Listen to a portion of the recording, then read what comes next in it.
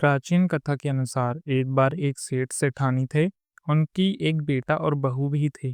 बहू सबको भोजन कराकर फिर संयम भोजन करा करती थी। उनकी एक पड़ोसन थी जो रोज सुबह बहू से पूछती, बहू आज क्या बनाया है और क्या खाया है। बहू कहती, ठंडो बासी। एक दिन उसके पति ने ऐसा सुनकर विचार किया कि आज तो पकवान बनाए जाएं, फिर देखो मेरी पत्नी क्या कहती है।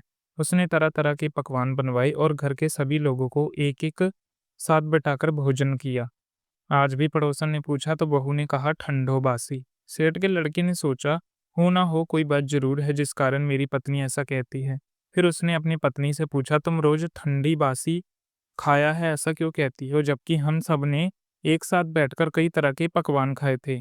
तब उसकी पत्नी बोली, हम सब जो खा रहे हैं वो हमारे बाप दादाओं की कमाई है। जिस दिन आप कमा कर लाओगे उस दिन मैं समझूंगी कि हमने ताज़ा भोजन किया है। सेठ के लड़के ने इस बात पर खूब विचार किया। फिर एक दिन अपनी माँ से बोला, माँ मैं एक बड़े शहर में पैसा कमाने जा रहा हूँ। माँ बोली, बेटा हमारे पास तो इतना धन है कि खाए नहीं खत्म होगा। माँ के मना करने पर भी बेटे ने खुद कमाने का निश्चय कर लिया और जाते समय अपनी पत्नी से बोला कि मैं जब तक कमाकर बहुत सारा धन लेकर वापस न लौटूं, तुम चूल्हे की आग मत बुझने देना। फिर एक दिन चूल्हे की आग बुझ गई, तभी वह मन ही मन घबराने लगी कि मेरे पति पर कोई संकट तो नहीं आज पड़ा। जल्दी से पड़ोसन से आग लाकर चूल्हे में रख दूं। ऐसा कहकर वह पड़ोसन के यहाँ चली गई। पड़ोसन चौथ माता का व्रत पूजन कर रही थी। पड़ोसन ने कहा, बहन थोड़ी देर आकर ले जाना। बहू ने पड़ोसन से पूछा कि आप ये व्रत क्यों करती हैं, इससे क्या मिलता है। पड़ोसन बोली, चौथ माता के इस व्रत को करने से अन्न लक्ष्मी मिले और अपनी मनोकामना भी पूर्ण होती है। अब बहू भी चौथ माता का व्रत करने लगी।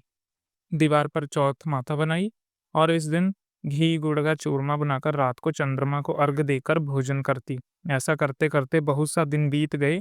उधर चौथ माता ने बहू के पति को स्वप्न में दर्शन दिए कि साहूकार के बेटे, तू जाग रहा है कि सो रहा है। तेरी पत्नी तुझे बहुत याद कर रही है, जा घर जा, उसकी चिंता मिटा। तू दुकान खोलकर कंक्षु केशर का पगलिया बनाकर बैठ जाना। आज तेरा सारा हिसाब किताब चुकता हो जाएगा। अब तो चौथ माता ने जैसा कहा वैसा ही हुआ। उसने घर जाने की तैयारी की, गाड़ी भरकर धन दौलत लेकर चल पड़ा।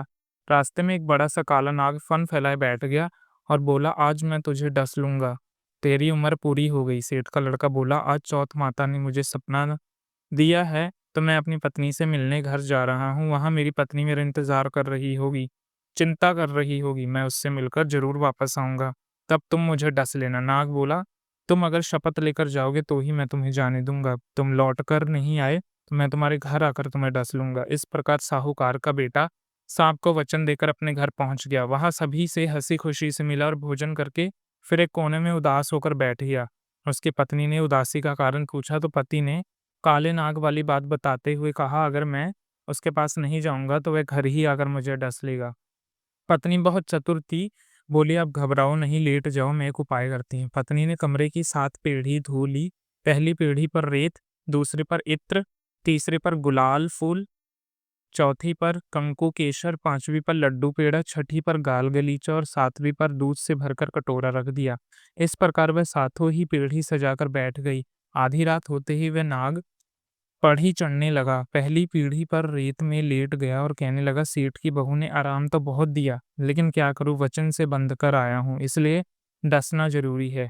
इस प्रकार सातों ही पीढ़ी पर वह नाग आराम करता हुआ कहता कि डसूंगा, आज तो बिना डसे नहीं जाऊंगा। चौथ माता ने विचार किया कि अगर मैंने इसे नहीं बचाया तो संसार में धर्म कर्म और व्रत पूजन फिर कौन मानेगा। अब तो गणेश जी, चंद्रमा जी और चौथ माता ने साहूकार के बेटे को बचाने का विचार किया।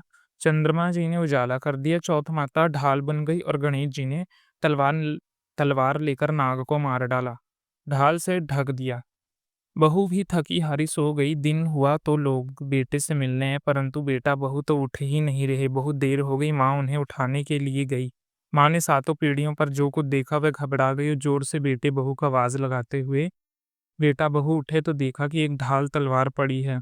अब ढाल उठाई तो वहां काला नाग मरा हुआ पड़ा था। बेटा बहू ने सोचा कि आज तो धर्म कर्म ही आड़े आए, जब भगवान श्री गणेश और चौथ माता ने हमारी रक्षा की। चौथ माता अपने जैसे सेठ की बेटे और बहू की रक्षा की, वैसे ही सबकी रक्षा करना। तो प्रेम से बोले, चौथ माता की जय। अमर सुहाग और पीहर देने वाली गणेश भगवान की कहानी। एक बार की बात है, एक भाई और बहन थे। बहन का परिवार बहन का विवाह हो चुका था, भाई भी अपनी पत्नी के साथ अपने घर में रहता था। बहन का नियम था कि वह अपने भाई का चेहरा देखकर ही भोजन किया करती थी, इसलिए हर रोज़ वह सुबह उठती और अपने ससुराल में घर का सारा काम जल्दी-जल्दी करके अपने भाई का मुँह देखने के लिए उसके घर जाया करती। एक दिन रास्ते में एक पीपल के नीचे गणेश भगवान की मूर्ति रखी हुई थी। उसने भगवान के सामने हाथ जोड़कर कहा कि हे गणपति, मेरे जैसा अमर सुहाग और मेरे जैसा अमर पीहर सबको दीजिए। ऐसा कहकर वह आगे बढ़ गई। जंगल की झाड़ियों के कांटे उसके पैर में चुभा करते। एक दिन वह अपने भाई के घर पहुंची तो उदास होकर भाई का मुंह देखकर बैठ गई। भाभी ने पूछा, तुम्हारे पैरों में क्या हो गया? ये सुनकर उसने भाभी को जवाब दिया, भाभी, रास्ते में जंगल की झाड़ियों के गिरे हुए कांटे मेरे पाँव में चुभ गए। ये सुनकर लड़की की भाभी ने अपने पति से कहा, सुनिए, आपकी बहन जब आती है तो रास्ते में झाड़ियों में गिरे हुए कांटे उसके पाँव में चुभ जाते हैं। आप रास्ते को साफ करवा दो। भाई ने तब कुल्हाड़ी लेकर सारी झाड़ियों को कटवाकर रास्ता साफ करवा दिया, कांटे भी हटवा दिए। सफाई के कारण भगवान गणेश जी की मूर्ति का वह स्थान भी वहां से हट गया। अब तो ये देखकर भगवान गुस्सा हो गए और उसने भाई के प्राण हर लिए। लोग अंतिम संस्कार के लिए जब भाई को लेकर जा रहे थे तब उसकी भाभी रोते हुए लोगों से कहने लगी, थोड़ी देर रुक जाओ, उसकी बहन आने वाली है। वे अपने भाई का मुंह देखे बिना नहीं रह सकती, उसका ये रोज का नियम है। तब लोग कहने लगे, आज तो देख लेगी पर कल कैसे देखेगी। अब इधर रोज की तरह अपने भाई का मुंह देखने के लिए जंगल में निकली। आज उसने देखा कि जंगल में तो सारा रास्ता साफ किया हुआ है और जब वह थोड़ी देर आगे बढ़ी तो उसने देखा कि सिद्धि विनायक जी भी वहां से हट गए हैं। तब उसने भाई के घर जाने से पहले गणेश जी को अच्छा स्थान पे रख दिया और हाथ जोड़कर बोली, भगवान, मेरे जैसा अमर सुहाग और मेरे जैसा अमर पीहर सबको देना। ऐसा बोलकर वह हर दिन की तरह आगे निकल गई। भगवान तब सोचने लगे कि इसकी नहीं सुनी तो फिर कौन मानेगा मुझको, हमें कौन पूछेगा। तब सिद्धि विनायक ने उसे आवाज दी कि बेटी, इस खेचड़ी की 7 पत्तियां लेकर जा और उसे कच्चे दूध में घोलकर भाई के ऊपर छींटे मार देना, वह उठकर बैठ जाएगा। ये सुनकर जब बहन पीछे मुड़ी तो वहां कोई नहीं था। फिर वह सोचने लगी, ठीक है, जैसा सुन लिया वैसा ही कर लेती हूँ। फिर वह 7 खीचड़ी की पत्तियां लेकर अपने भाई के घर पहुंची। वहां उसने देखा कि कई लोग बैठे हुए हैं, भाभी बैठी रो रही है और सामने ही भाई का शव रखा है। तो उसने पत्तियों का बताए हुए नियम के अनुसार भाई के ऊपर इस्तेमाल किया। भाई तुरंत बैठ गया। फिर भाई बहन से बोला कि मुझे बहुत ही गहरी नींद आ गई थी। तब बहन बोली कि ऐसी नींद तो किसी दुश्मन को भी ना आए, और उसने अपनी सारी बात अपने भाई को बताई। मान्यताओं के अनुसार गणेश भगवान की कहानी जिसे सुनकर गणेश भगवान की कृपा प्राप्त होती है। एक बार गणेश भगवान एक छोटे से बालक का रूप धारकर चिमटी में चावल और चमचे में दूध लेकर धरती लोक पर आए। वहां आने पर एक गांव में गए जहां पर हर किसी से वे कह रहे थे कि कोई मेरी खीर बना दो, कोई मेरी खीर बना दो। एक बूढ़ी माई बैठी थी, उन्होंने कहा, मैं बना दूं।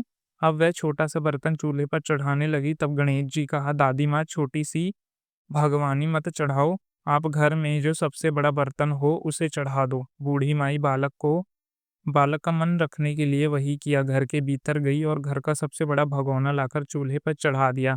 वे देखती रह गई कि थोड़े से चावल से बड़े बर्तन में डाला तो पूरा का पूरा भगोना ही भर गया।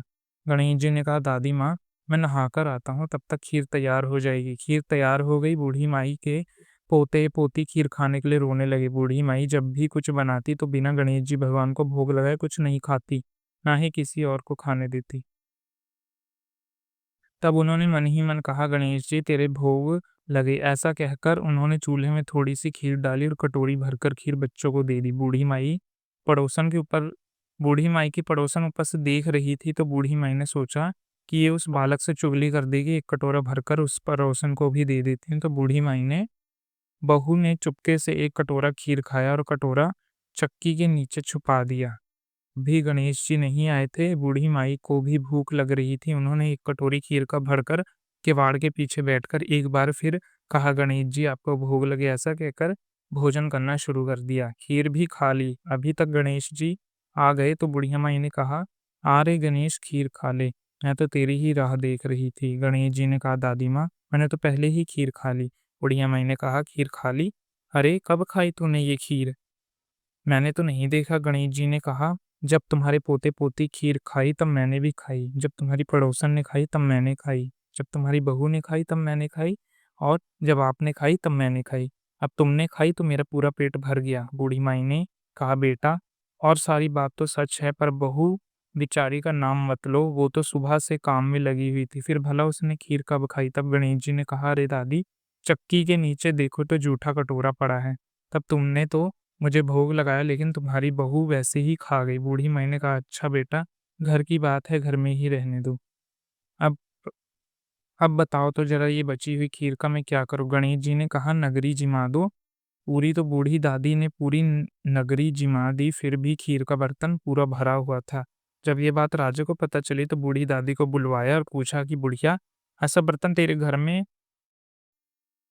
अच्छा लगे या हमारे घर पर सोवे? तो बुढ़िया दादी ने कहा, राजा जी आप ले लो। राजा ने खीर का बर्तन महल में मंगवा लिया और तब उसने खीर मांगी तो खीर की जगह कीड़े मकोड़े, बिच्छू, कंछल निकलने लगे।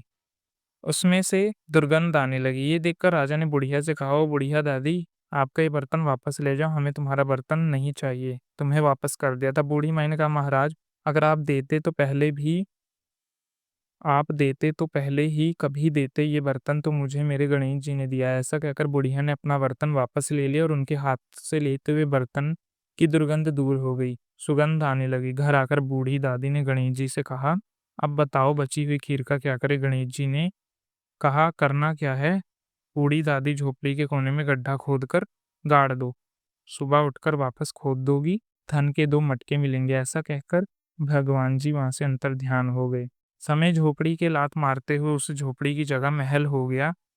सुबह बहू ने फावड़ा लेकर पूरे घर को खोद दिया, जो कुछ भी नहीं मिला। बहू ने कहा, सासू जी थारो गणेश जी झूठे हैं। तब सासू ने कहा, बहू मारो गणेश जी झूठ नहीं है, मैं देखूंगा। ऐसा कहकर वह सुई लेकर खोदने लगी। वह सुई से खोद रही थी कि टन टन करते 2 धन के मटके निकल आए। अब की बहू रानी बोली, सासू जी गणेश जी तो सच्चो ही हैं। सास ने कहा, अरे बहू रानी, गणेश जी तो भावनाओं के भूखे हैं। गणेश जी भगवान, जैसा आपने बुढ़िया दादी को दिया वैसा सबको देना। विनायक जी की कहानी कहने वाले, हुंकार भरने वाले और आसपास के सुनने वाले सबको देना। बोलो गणपति महाराज की जय।